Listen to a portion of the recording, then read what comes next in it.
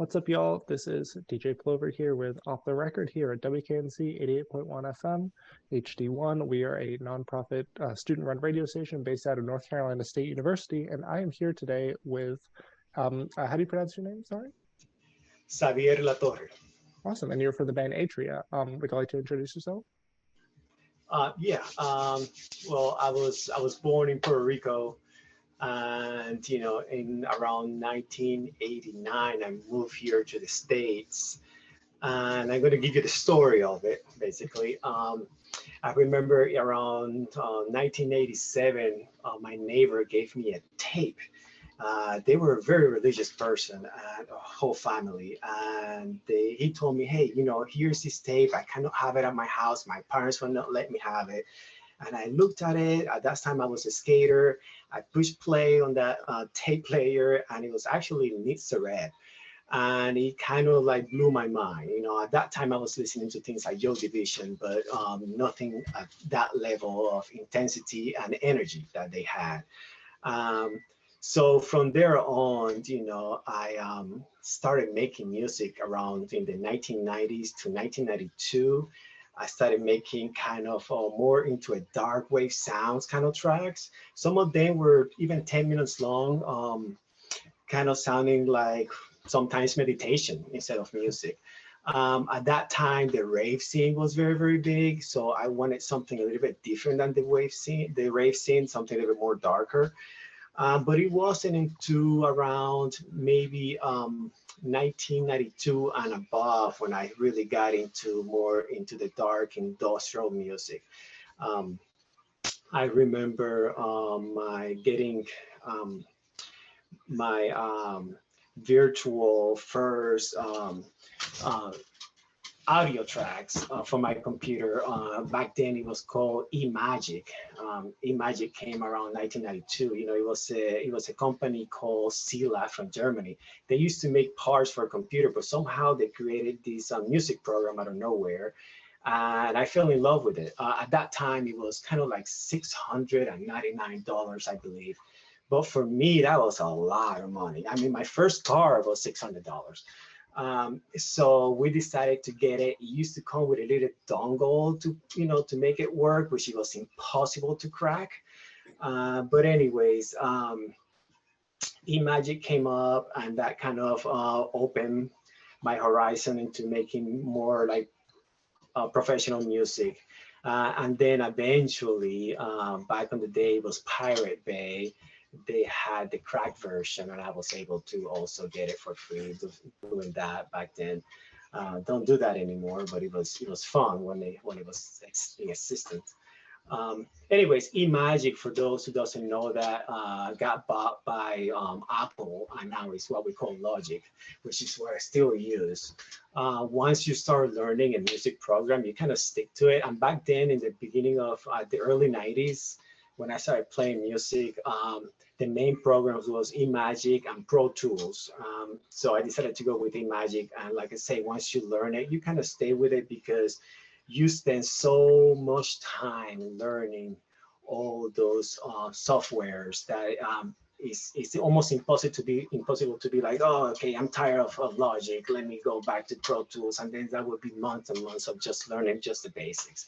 So to this day, almost like what 30 something years later, I still use eMagic or Logic that they call it right now. Um, but anyways, it was a real struggle. Even building my own computer, I had to find out parts of many different computers and put them together so I can have something my music program can hold more than maybe 5 or 6 tracks before it starts like smoking and burning up. But we did it. I actually got a few friends at that time. The main one is Hafid Felix, which we still communicate and we still make music together. He's also part of this journey we're doing with A-tria. Um, he was from Mexico, and when we came to United States, we kind of met, and we were a little bit of the outsiders.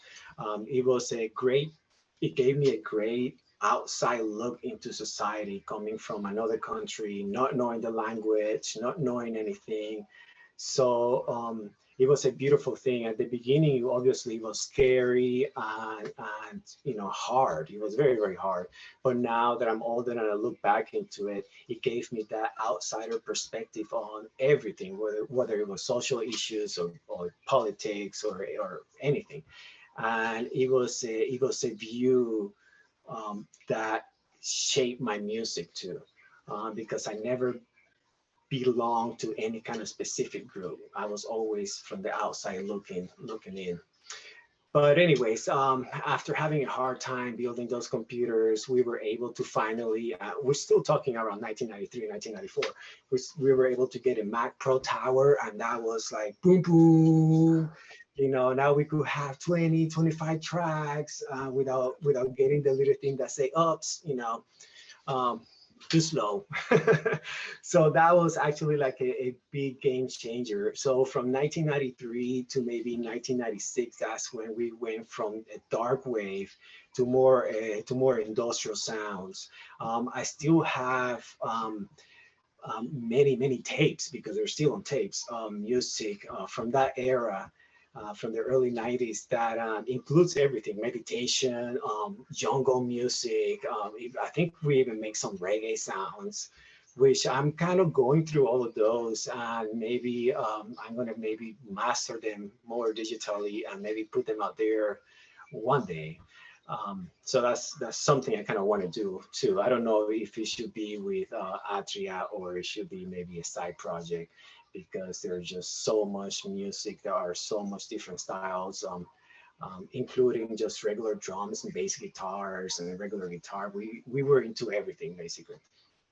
It's really cool, So and I know I definitely love to hear those on A-tria or any yeah, platform in general. for sure. They're just on tape at the moment. So they need some major work, but we save all that stuff. And we're talking about, we still have instruments. A lot of samplers are they still have the floppy disk on it. Back in the days in the late 80s and early 90s, a lot of the instruments came with floppy disks. So a lot of the music that we have are still in those things. So they require some major work, but we're working on it. Um, the first LP that I did out there, Absoluto, the last song was a little bit different than the other ones. And I'm thinking from now on, the last one or two songs, I'm going to have some of the older music just to throw in there, just to release it. That's a really cool Um, idea. Yeah. but we use all kind of instruments all together, from the TD3, which give us a little bit more of an acid bass, a lot of Akai chords, Arturia synths for sure. From those, the Arturia synthesizers, I end up using the Mellotron, the OBX, and the June 6 the most. And they all go through the Tascam that I got back here, mixer, Scarlett interface. And then for mastering, I personally rely in Logic, Isotope, and a lot of the Altaria software, just to make that sound come a little bit more live. Um, but anyways, part of the beauty of all of this is that even from 1990 to this day, me and Hafid Felix always, even though he's not here in Asheville anymore, he just moved to probably like 2 hours away from here, Charlotte. But we communicate. We have the same instruments. We have the same software, the same everything. So whatever I make a song or music, I send it to him, and he adds or take out whatever he thinks is not working, and then he send it back to me, and then I add more stuff, and I take out more stuff, and we do that on and on until we create a song that we both like, and we go for it. Right now he's working in new song too. I haven't heard it, but he told me he's halfway done, so I cannot wait to like get my hands on it. um, so we've been doing that since the early 90s, and to this day, maybe it was a year ago we started talking, and we're like, we have this massive collection of music and sounds. What are we gonna do with it? Every time I wanted to hear some of my songs from like a long time ago, the early 90s, I sometimes I upload them on SoundCloud, and I had to go to SoundCloud just to listen. And I was like, this is too much. I want my music to be on everywhere. So that way, anywhere I am, I could just be like, I want to hear this song, boom, and there it is. And that's how we kind of started. We were like, okay, well, then let's put them together into an LP. Let's start releasing some singles. And that's how it kind of formed. Um, um, and here we are, doing that, exactly that. Um, so I'm excited about it too. Coming with a new album very soon. We have 6 or 7 songs already ready to go. So I want to add a few more, and and, and that's it. Nice. That's the story of it. Is Ojo Serpiente going to be the single? Is that the single off the project? What is it? Is Ojo Serpiente the single off that project? Is that kind of teasing what the album Yes, is? that's gonna be one, and I did send you guys two new ones that nobody have heard either, and those are gonna be in there. This new one is gonna be called, the LP is gonna be Total or Total, and it's gonna be a lot harder than the first one. For some reason, that is just, we just make music. We don't really say, oh, well, let's make it a lot harder. It just automatically came into fruition that way. But when I sit down, I started listening to them. I realized, I was like, wow, this album is just going to be intense, a lot more intense, and it's just by luck. It wasn't by purpose. I usually, when I try to make music, I start making my own beats and making everything, and then it just progresses from there. I never really know exactly where I'm going to go, and sometimes it stays on my computer for months before I finally do work on it, and then it is something totally different from what I started from. My wife Natalia always make fun of me because sometimes I'm working in the studio for a long time, and you know I only have like 40 seconds of it, of something. But that is also because we make every single beat, we make every single sound. I would like to say there's no sampling, but there's a few voices that we use from black and white movies here and there on not all the songs, but a lot of the songs. But everything else is made by us. And I'm talking about every drum kick, every snare, everything. It's just one by one to put everything together. So sometimes I spend hours and days into just making one single beat, and that beat is created with 12 or 13 tracks, because everything is separated individually. Just in case I want to take out things or put back things, I can do that. With sampling, with taking samples out there, you cannot do that. It's just the beat is a complete section. Now there's other bands out there like Boards of Canada and Future Sound of London, that basically almost the entire song is made by sampling other songs, and they create so much different effects on top of that, layer after layers effect, that becomes something else. And that is a different kind of form of art, to create that. But I like to create everything from scratch, because it gives me the feeling of like, nobody can get this set right here. you know so it takes me longer. For sure. How did you kind of decide a cutoff point for like your LP and your EP? Because you have so many tracks in your hard drive. You're like, how am I gonna? Yeah, Why are these 5 than this one? I usually try to do a little bit more than 10, or anywhere from 8 to 13 is my goal. um but really, I'm not bound to any of that. Sometimes I think my first one was only 4 songs. Most of them, except for maybe 2, was released already on as a single. Right now we have, I think, 6 or 7 already done. So I'm thinking maybe 4 or 5 more, and maybe if I have time also some of the old stuff. Maybe a jungle song at the end or something. That, because we do have a few a few of those. Um, but I don't have a specific number. I think once I look at it, I'd be like, this feels good. I kind of go by intuition more like anything else. Nice. What exactly brought you to Asheville specifically as a city? Well, I grew up in Puerto Rico, and Puerto Rico, believe it or not, looks just like Asheville. You know, we have our mountains, we have our rivers, except for the beach. You know, we have almost everything else. It's super tropical island, and you know, growing up there, on the countryside, all you wanted to do is move to the city. You know, unfortunately, I have kids, and I have learned that no matter how you teach your kids or you know guide your kids, eventually they're going to rebel from whatever it is that you're doing. So I was like, I want to go the city. So I moved when I was 15.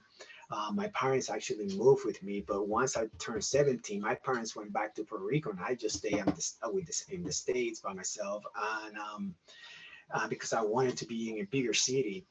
But then back when maybe in my 30s, when I started having kids too, I started thinking, you know, I kind of want my kids to grow up the same kind of way I did. I don't know if that is a great idea or not, but that's what I was feeling at the time. So I started Googling mountains, rivers, and music, and Asheville kept coming up. So I decided just to go for it. I never have been in Asheville, never have seen Asheville. I just moved. Um, with my kids and everything, you know, thinking, okay, it's just gonna work, and it did. We love it over here. I think now my kids are teenagers now, so they kind of probably wants to go back to the city because obviously they were growing up just like me in the country, and it's just like a cycle that happens like that. But you know, I love the mountains. I love the country now. I end up actually the first time I moved here, I moved to Asheville, right there in the middle of the city.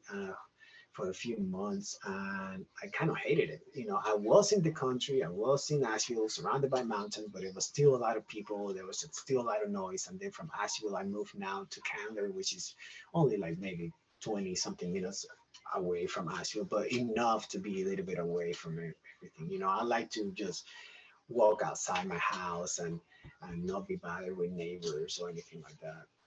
So, you know, to answer your question in a very short form, the reason I choose Asheville is just because it kind of remind me of my hometown in Puerto Rico. It's really cool. Is there any part of like the Asheville local music scene that you like or have explored? You know, there are a few bands out there that I do like, but not too many. Not too many. I do like, but don't get me wrong. I do love a little bit of the country music here in Nashville. What they call bluegrass, basically, uh, or Appalachian music. I do love it just because you have that. Most of it has that very fast beat too. That is just blows my mind. How can you can play the banjo that fast? It's just unbelievable, you know. And there's a lot of bands in here that takes that sound and makes it into almost like a punk kind of version of it, and I love it. It's amazing the way they can do all that. Um, but but you know, there's not nothing industrial out there. I think I might be the first one. So so most of the time, you know, when I came to Asheville, I went to every single festival, every single music, anything out there, and I guess maybe I just overloaded myself with it, and now I just want to step back a little bit and just create my own. Yeah, I was surprised because I found y'all looking through Bandcamp searching for by city, and I saw Asheville and Industrial in the same like tag, and that was really cool Oh, to thank see. you, thank you. You know, another aspect of our music too is, you know, industrial music. It really started in the mid '70s. Uh, by the early '80s, there was already Nick Sareb and From 242, but you know, in the mid '70s and even late '70s, bands like DAF was already really into industrial sounds. Or so it's a gene that has been around for a little while. They used to call it back then electric body music. That was the term that they used to use. But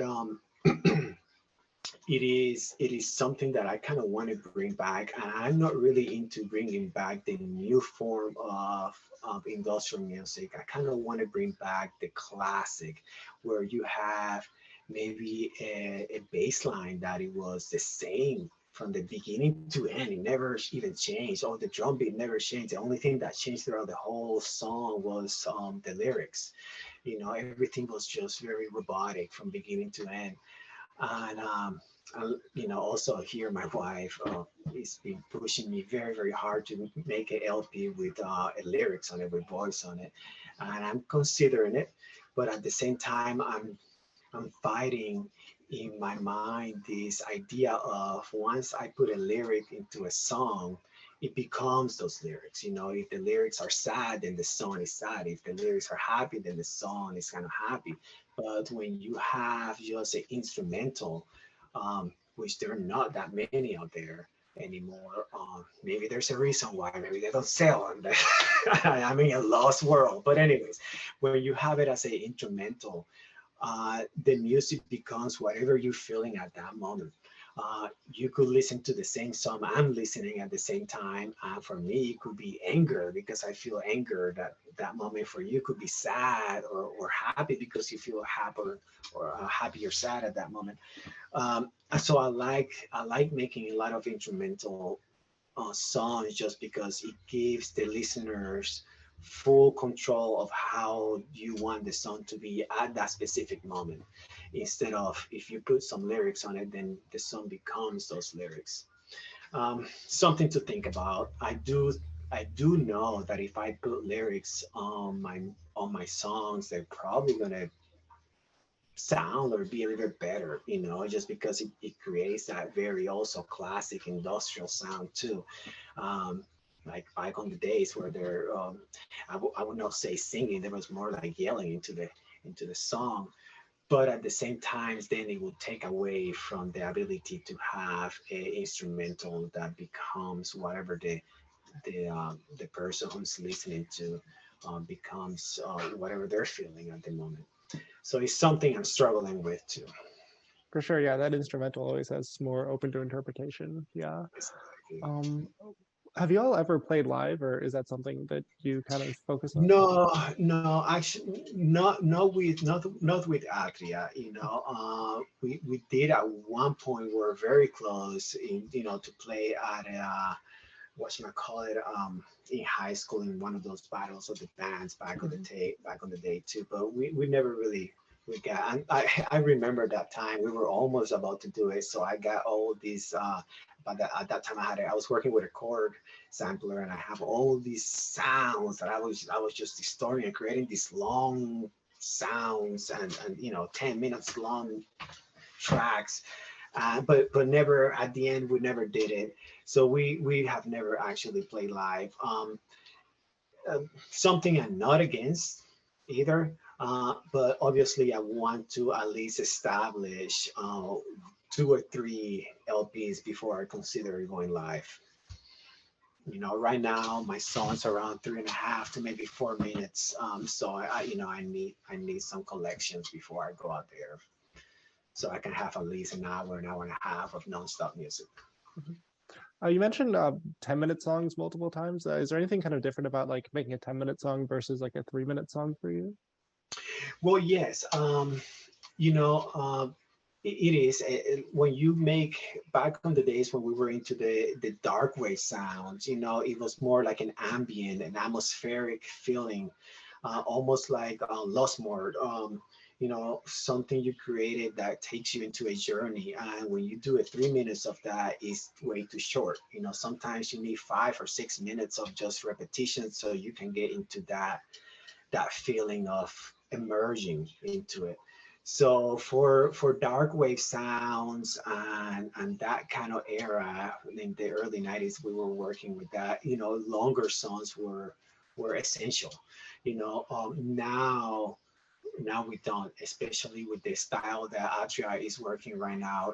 And on top of that, especially since we don't have vocalists on it, you have to have quite a lot of changes. something I also struggle because I want to keep it very, very basic, like the beginning of industrial, and to keep it like that, you cannot have too many changes, you know.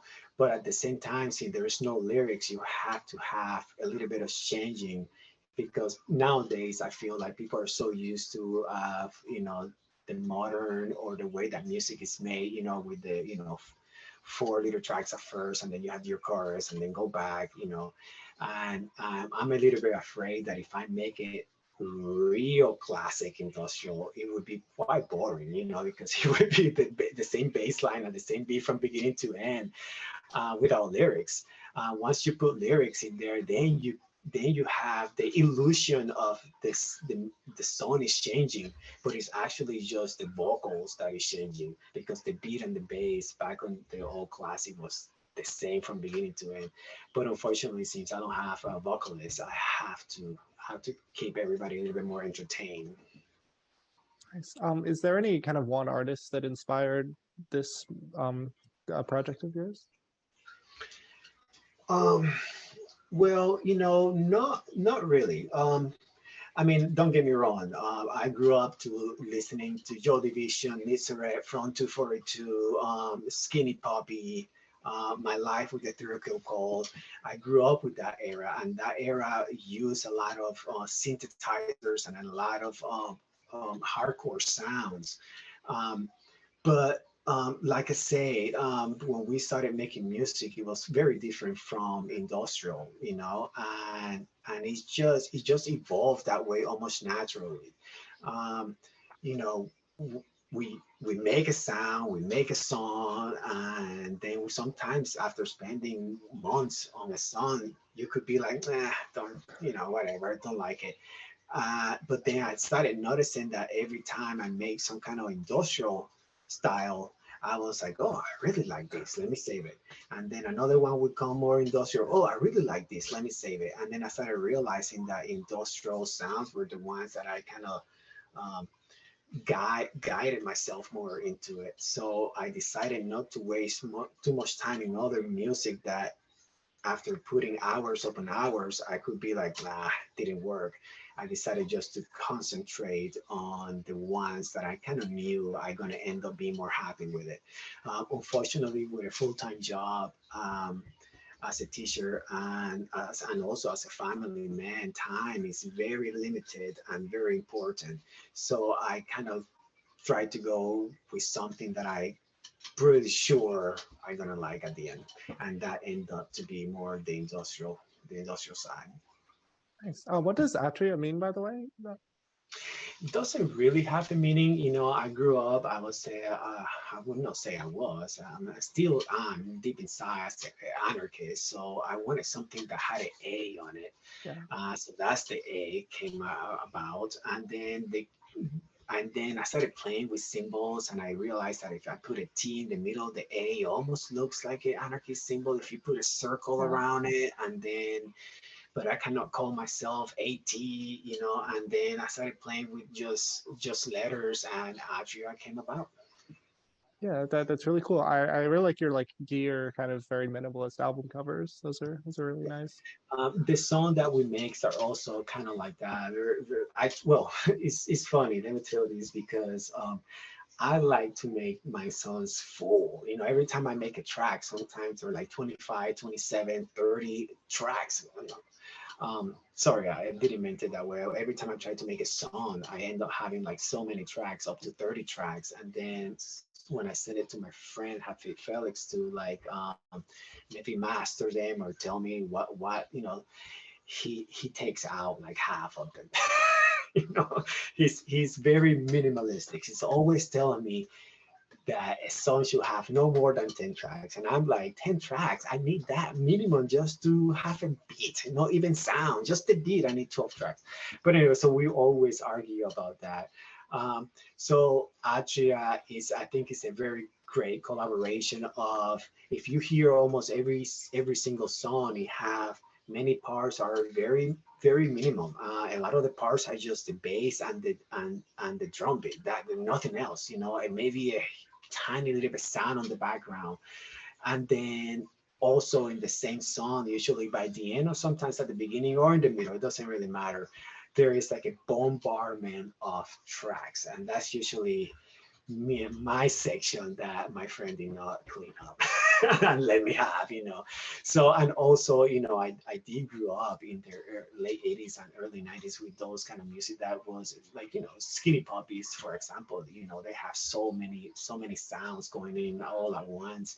And I kind of did like that. So I tried to incorporate both of them. I tried to incorporate the basic minimalistic of early industrial sounds and at the same time incorporate a lot of sounds into the song to make it more danceable or just more fuller or just because that's the way I kind of grew up listening to music, so I kind of like it like that.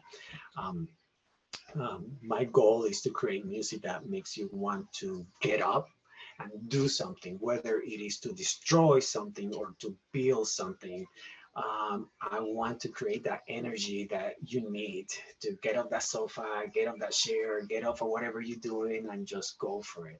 So it needs to have that sound of energy and also being able to dance because for me it's very important to have something to dance with. When I listen to songs that I cannot dance, I am always like, well, what am I going to do with this? Yeah, it's kind of nice and everything.